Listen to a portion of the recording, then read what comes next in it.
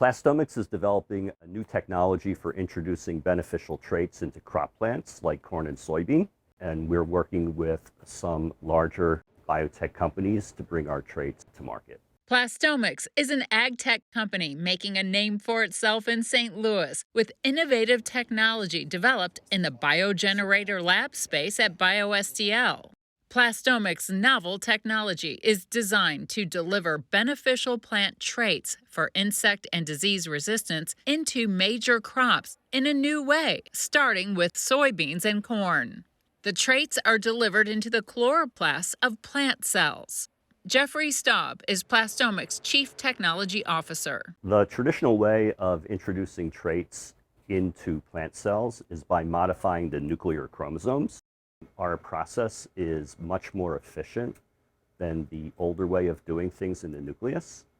And because chloroplasts are present in many copies in every cell, our traits are expressed at a very high level, which gives a lot of efficacy of those traits in the plants. So then, what's special about chloroplast? Chloroplasts are the site of photosynthesis in plant cells, and so they're the energy producer of the cell. The chloroplast genome is specialized for only a few metabolic processes, whereas the nucleus is very busy doing lots and lots of things.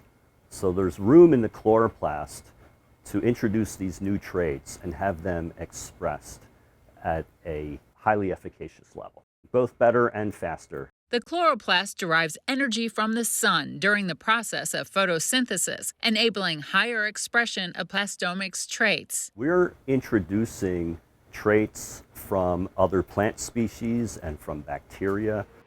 These include things like tolerance or resistance to insects or diseases that affect plants. And chloroplasts are maternally inherited, so they're not present in pollen, which means trans genes can never escape into the environment, ending up in a neighbor's field and taken up by a non-biotech crop, which is known as pollen outcrossing. Staub says that would not be possible.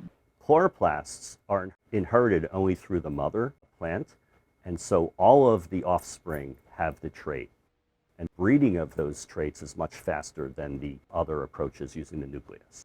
And Plastomics is experiencing early-stage success. Plastomics is working with multiple companies on developing traits like resistance to insects. Insects have become a very big problem over the last several years because of things like climate change and insects evolving resistance to chemistries and other products out there that control them. Plant diseases, also caused by things like climate change, are a big problem. Plastomics sources its traits from a variety of places, including other plant species, bacteria, or other organisms that have the genes that give resistance to those insects or diseases.